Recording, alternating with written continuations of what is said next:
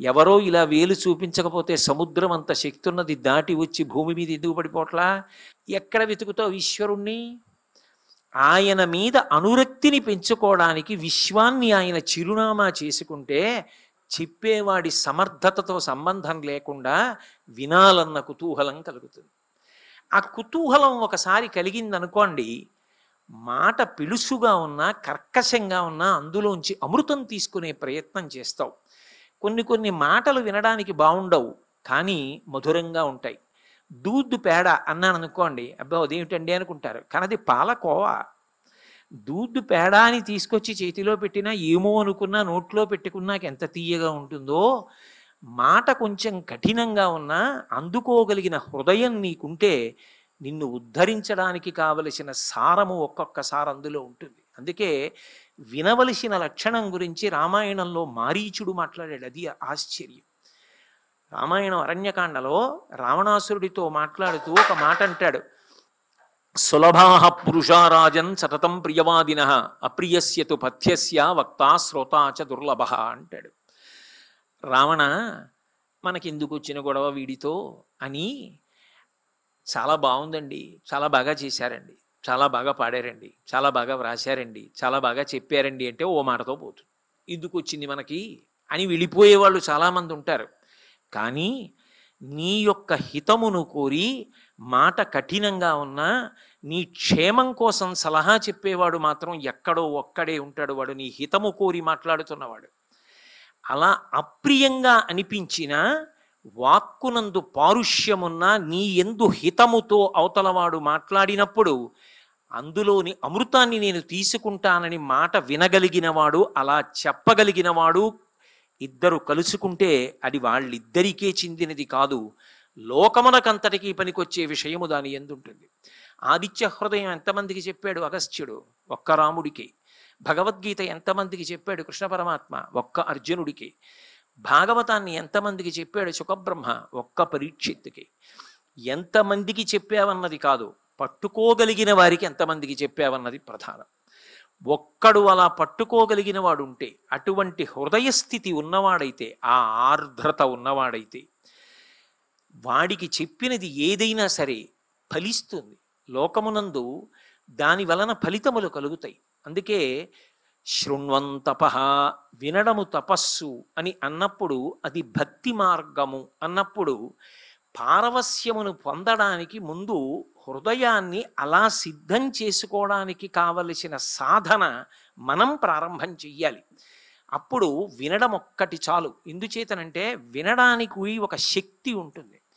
తదేక దృష్టితో మీరు ఒక విషయాన్ని విన్నారనుకోండి, అది మీ హృదయపు లోతుల్ని తాకిందనుకోండి, ఆ శబ్దం తాకుతుంది, అది బ్రహ్మశక్తి.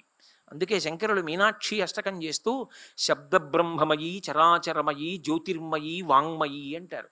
శబ్ద బ్రహ్మస్వరూపం, ఆ పరదేవతాస్వరూపం. అది అజ్ఞాన దాహకత్వం చేస్తుంది, అజ్ఞానాన్ని తీసేస్తుంది, తీసి జ్ఞానాన్ని ఇస్తుంది. అటువంటి శబ్దాన్ని వినడంలో ఒడుపు ఉన్నవాడు పాలు పితుకుతున్నవాడిలా ఉంటాడు. ఆవు పాలు పితకడానికి వెళ్ళినవాడు ఉంటాడు, ఆవు వెనక కాళ్ళ దగ్గర గొంతుక కూర్చున్నాడు అంటారు. ఈ ముని కాళ్ళ మీద కూర్చుని రెండు కాళ్ళ మధ్యలో, మోకాళ్ళ మధ్యలో బిందె పెట్టుకుని పక్కనున్న చెంబులోవో బిందెలోవో నీళ్లు తీసి పొదుగు కడిగి బిందెని ఇక్కడ పెట్టుకుని పాలు పితికేటప్పుడు ఆ శిరాన్ని పట్టుకు లాగేటప్పుడు అందులోంచేస్తున్న ధార పాలగిన్నెలోకి మాత్రమే పడుతోందన్న విషయంలో మాత్రం దృష్టి మరలకుండా చూసుకుంటాడు. పక్క వాళ్లతో మాట్లాడుతూ పాలు ఒకటే పితికితే బిందెలో పడవలసిన పాలు నేలన పడిపోయాయి అనుకోండి, పాలు నేలపాలైపోతాయి. ఆవు పాలు పితుకుతున్నప్పుడు బిందెలోనే పడుతున్నాయని ఎంత జాగ్రత్తగా చూసుకుంటాడో, ఒక విషయాన్ని వినేటప్పుడు అది లోపలికి వెళ్ళి నిలబడుతోందన్న విషయంలో అంత అధ్యవసాయముతో కూడుకున్న బుద్ధితో నిలబడగలిగిన ప్రజ్ఞ అంకురించిన నాడు అది విన్న దానితో పోదు. రాత్రి పడుకుని నిద్రపోతున్నప్పుడు కూడా వినపడుతూ ఉంటుంది, మళ్ళీ ఆ మాటలే వినపడుతుంటాయి, అదే కనపడుతుంటుంది స్వప్నంలో.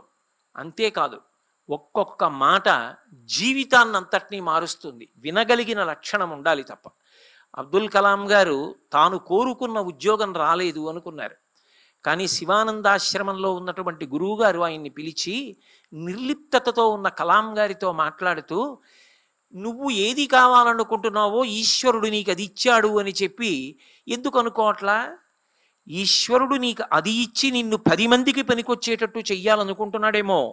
ఈశ్వరుడు నిర్దేశించినట్లు కాకుండా నువ్వు కోరుకున్నట్టే జరగాలని ఎందుకు అనుకుంటున్నావు అన్న ఒక్క మాట కలాం గారి జీవితాన్ని మార్చింది. ఆయనే రాసుకున్నారు వింగ్స్ ఆఫ్ ఫైర్ పుస్తకంలో. ఆ ఒక్క మాట నా జీవితాన్ని మార్చింది అని రాసుకున్నారు. సదాశివ బ్రహ్మేంద్రులు అందరితో వాదన చేసేవారు.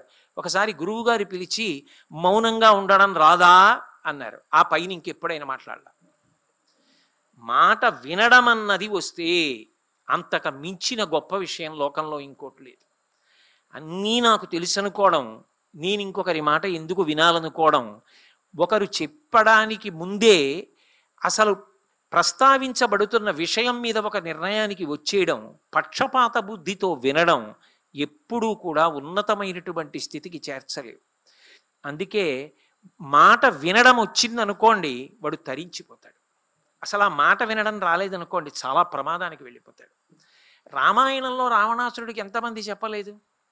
ఎందరో చెప్పారు. చెప్పిన వాళ్ళు ఎక్కువ, ఆయన విన్నది ఎప్పుడూ లేదు. వినలేదు కాబట్టే పతనం అయిపోయాడు. అదే రామచంద్రమూర్తి అయితే అంతటి రాముడు కూడా చాలా ప్రమాదకరమైనటువంటి స్థితికి వెళ్ళిపోయాడు. చాలా ఉద్వేగంలోకి వెళ్ళిపోయాడు. కట్టు తప్పిపోతున్నాడేమో అని అనుమానం వచ్చే స్థితిలో తప్పు చేసినవాడు అని మనకు అనిపించినవాడు చెప్పిన వాక్కు సారవంతమైతే వినేశాడంతే. నేను మీకు ఒక ఉదాహరణ చూపించాలంటే, లక్ష్మణ ఇక్కడే ఉండు కదలద్దన్నాడు. సీతమ్మ పర్ణశాల దగ్గర కాపు ఉంచి మారీచ సంహారానికి వెళ్ళాడు. లేదు పోని బంగారు జింకను పట్టుకోవడానికి వెళ్ళాడు. సీతమ్మ ఏదో ఉందని వెళ్ళిపోయాడు లక్ష్మణస్వామి. వెళ్ళిపోయాడు, సీతాపహరణం జరిగింది. తిరిగి వచ్చాడు. ఎందుకు వచ్చావని అడిగాడు. వదిన కఠినంగా మాట్లాడింది, వచ్చేసానన్నాడు. ఈ మాట నాకు చెప్పకు, నేను చెప్పినది చేశావా? నువ్వు ఇక్కడే ఉండని చెప్పాను, ఏ కారణం వచ్చినా ఉండాలి, నువ్వు అలా ఉండలేదు, వచ్చేసావు కాబట్టి నీది తప్పే. స్పష్టంగా చెప్పేశాడు ఉన్నమాట. ఏం దాపరికం లేదు. అయ్యో వెంట వచ్చాడు బాగుంటుందా ఇలా అంటే అలా ఏం ఉండవు, ఉన్నమాట ఉన్నట్టు చెప్పాడు. అదే రాముడు అంతటా వెతికిన సీతమ్మ కనపడలా. కనపడకపోతే అప్పుడు ఒక మాట అన్నాడు, యథాజర యథా మృత్యు యథా కాలో యథా విధి నిత్యం న ప్రతిహన్యంతే సర్వభూతేషు లక్ష్మణ. ఎవ్వరూ వృద్ధాప్యాన్ని తప్పించుకోలేరు, మృత్యువుని తప్పించుకోలేరు. సకల భూతములకు ఇది సాధ్యం కాదు. లక్ష్మణ, ఇవాళ నా నుంచి ఈ ప్రకృతి తప్పుకోదు. దేవతల దగ్గర నుంచి అందరినీ లయం చేసేస్తున్నాను. నేనే కానీ బాణప్రయోగం మొదలు పెడితే ఎదురు నిలబడగలిగిన మనగాడు ఉండడు. అంత గొప్ప బాణప్రయోగం చేసినప్పుడు కూడా రాముడు అంత అందంగా ఉంటాడు. అంత శక్తి ఉన్నవాణ్ణి కాబట్టి నేను లోకాలన్నిటినీ లయం చేస్తున్నా. వెంటనే లక్ష్మణస్వామి ఎదురుగుండా వచ్చి కూర్చుని అన్నాడు, అన్నయ్య, చంద్రుడంటే చల్లగా ఉంటాడని కీర్తి, సూర్యుడంటే ప్రకాశం, వాయువు అంటే కదులుతుంది, భూమి అంటే ఓర్పు, రాముడు అంటే ఎప్పుడూ కూడా గురువులు ఇచ్చినటువంటి విద్యని స్వార్థానికి ఉపయోగించని వాడు, ఉత్తమ కీర్తి కలిగిన వాడని లోకంలో ప్రతీతి. సర్వే వేదవిద శూరా సర్వే లోకహితే రతా సర్వే జ్ఞానోపసంపన్నా సర్వే సమరితా గుణై. అందుక అన్నయ్య నీకు విద్య నేర్పారు గురువులు. బుధిన కనపడలేదని సమస్త ప్రాణులను చంపేస్తావా? అన్ని లోకాలు లయం చేస్తావా? ఓర్పు పట్టన్నయ్య. బుధిని అపహరించిన వాడు ఎవరో ఒకడు ఉంటాడు, వాణ్ణి వెతికి పట్టి సంహరిద్దాం అన్నాడు. మంచి మాట చెప్పేవరా తమ్ముడా, అలాగే చేద్దాం అన్నాడు. రాముడు మాట విని ఉండి ఉండకపోతే రామాయణం ఏమై ఉండేది? మాట వినడం గొప్ప.